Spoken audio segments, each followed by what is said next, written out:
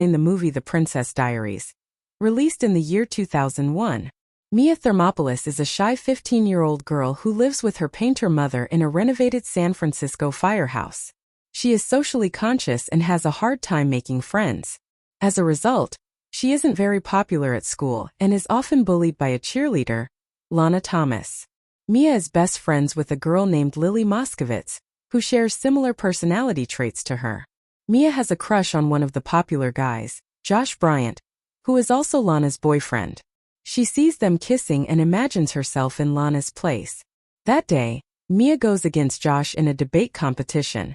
A confident Josh makes everyone cheer with his bold opinions. But when it is Mia's turn, she stutters, making the entire class laugh at her. Humiliated, she runs away as everyone makes fun of her. After school, her mother says that her grandmother on her father's side has come to San Francisco from Genovia and wishes to meet her. Mia is confused as to why she wants to meet all of a sudden, when she has never bothered to contact them till now. The next day after school, she goes to the address and ends up in front of a massive mansion. She is welcomed by a butler, who leads her to her grandmother, Clarice Rinaldi. Mia is then informed that her grandmother is actually the Queen of Genovia, a small European kingdom. The reason she wanted to see Mia was to inform her that her father was Crown Prince of Genovia, and due to his recent death, she is now the next in line to the Genovian throne. At first, Mia thinks that the old woman is joking, but she soon puts two and two together and is beyond shocked to find out that she is a princess who is now responsible for an entire kingdom. The queen says that she will have to move to Genovia and become an entirely different person than she is now. Overwhelmed by all the information, Mia refuses to be a princess and runs away. When she returns home, she is mad at her mother for hiding the fact that they are royals. It turns out that after Mia's parents divorced, they agreed to let her live with her mother, so she could have a normal childhood. They had planned to tell her when she turned 18, but now that her father is dead, she has to take on the responsibility. The next day her mother and the queen talk about the matter. The queen wants to introduce her as the princess to the world, but before that she wants to train her on how to act like a princess. Mia is strictly against the idea, but her mother persuades her to attend the princess classes and decide if she wants to be a royal after that. Till the ball, Mia will have to keep this a secret. The queen then sends Mia off with the head of security, Joe, who has been appointed to take care of her and ensure her safety until she is declared a princess to the world. Mia is also gifted a limo for her daily trip to the school. She picks up Lily on the way, who is mesmerized by the car. After school, Mia goes to a car repair shop and finds out that her old car costs $400 to repair. Lily's brother Michael, who works in the shop, has had a crush on Mia for a long time, but she hardly acknowledges him. Following that, Mia goes to the mansion for her first princess lesson. The queen critiques her looks and tells her assistant everything that needs to be changed. She also teaches Mia about good posture and hygiene that a princess should possess. Following that day, Mia learns about all the royal etiquettes, from dancing to dining to personal presentation.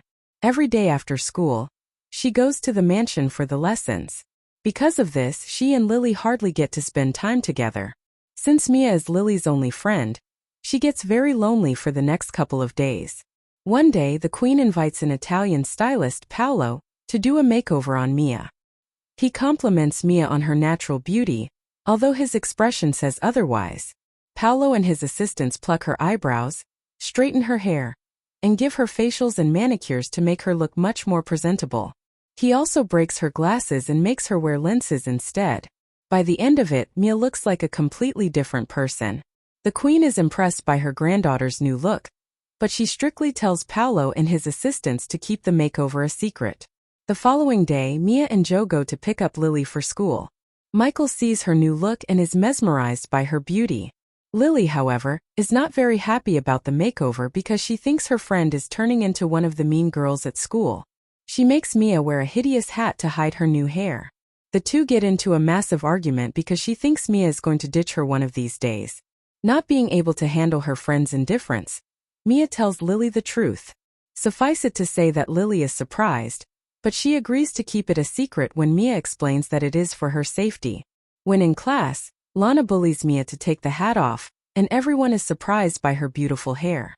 The following day, Michael asks Mia to come to a music convention that he is going to perform in. He is really passionate about music and hopes she will be there to watch him perform. Mia promises to come, but is dismissive about it. When she reaches school, she is swarmed by reporters who ask her several questions about being a princess. The secret has somehow gotten out and Mia is in trouble. She believes that Lily told it to everyone, but Lily insists it wasn't her. When the situation gets out of hand, the queen comes to the school. They find out that the stylist Paolo was the one who told the media about Mia to claim his way to fame. The next evening, the queen holds a royal dinner party where she presents Mia to some high-ranking royals from around the world. The dinner goes pretty well until Mia accidentally lights a guest's sleeve on fire and dumps his arm into an ice bucket. She tries to pick it up. The servers trip and fall to the ground, dropping the fruits onto the guests. The queen sits holding her head at the disastrous dinner, but the guests laugh it off in the next training season. Contrary to Mia's predictions, the queen isn't mad at her. In fact, she cancels all her meetings to spend a day with her granddaughter. They go to the arcade together and have a lot of fun.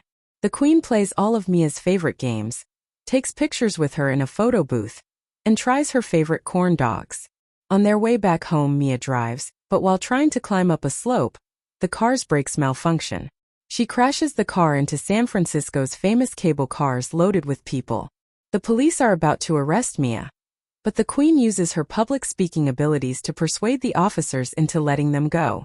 By the end of the encounter, he even calls a police car to drive the royals back home. Mia is impressed by her grandmother's skills and even calls her the best queen.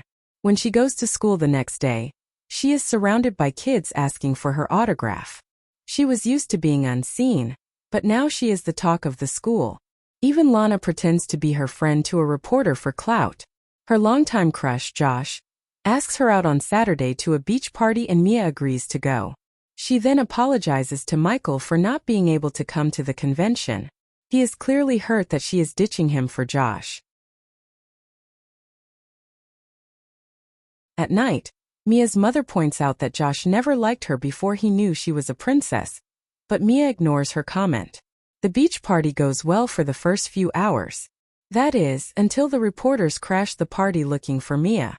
She and Josh hide in a shack. He tries to kiss her, but she retreats because something doesn't feel right. When they come out, Josh forcefully kisses her to give the media something to talk about. Following that, Lana and her group trick Mia into changing her clothes in a tent and invite the paparazzi. They snap photos of her covered in only a towel, which are sure to make headlines the next day. After returning home, a humiliated Mia cries in her mother's arms. The following morning, the unflattering photos make the news with exaggerated and outrageous headlines, which upset the queen.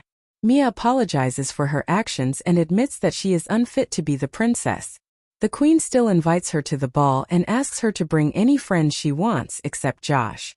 After Mia leaves, Joe makes the queen understand that Mia is still a teenager and her granddaughter before she is a princess. The two agree on the fact that Mia is ready to take on the responsibility to be the ruler of their country, seeing how she took the criticism and reacted accordingly at school. Mia apologizes to Lily for not being herself for the past few days, and for missing a talk show that Lily had invited her to. The two reconcile and decide to go to the ball together. Later, during gym class, Josh starts making fun of Mia again. She hits him with a ball and wins a baseball match against him to teach him a lesson. In the evening, Michael comes to her house to deliver her car from the car shop. Mia apologizes for not coming to his show and invites him to be her date at the ball. However, a hurt Michael refuses to acknowledge her and sarcastically claims that Josh would look better in a tuxedo. Mia and her nerdy friend are together during lunch when Lana and her group make fun of the two. Having had enough of the bullies, Mia smothers ice cream on Lana's dress, embarrassing her in front of everyone. Later that day, the queen apologizes for being harsh on her and asks her to give a speech to renounce her title to the people at the ball. She also hands Mia a diary that her father wanted to give her for her 16th birthday. After she leaves, Mia decides to run away to Colorado, scared of disappointing the queen and the people at the ball with her speech. The responsibility feels like too much burden for her, so she has decided to take the easiest way out. After packing the bags, she reads a letter her father had left her. In the letter, He explains the importance of courage for a royal. He also claims that he loves her mother and her very much. Touched by his words, Mia changes her mind and decides to go to the ball. Since she had told everyone she would come to the ball herself, she has to drive in the pouring rain. To her misfortune, the car breaks down on the way. Somewhere else, Michael receives a pizza with sorry written on it. After realizing that Mia is making an effort to make him feel better, he decides to go to the ball. Just when Mia starts to give up, Joe arrives in the limo and picks her up. When Mia doesn't arrive for a long time, the queen starts the speech. In the middle of it, she sees Mia drenched from head to toe, ready to talk, so she leaves the stage for her.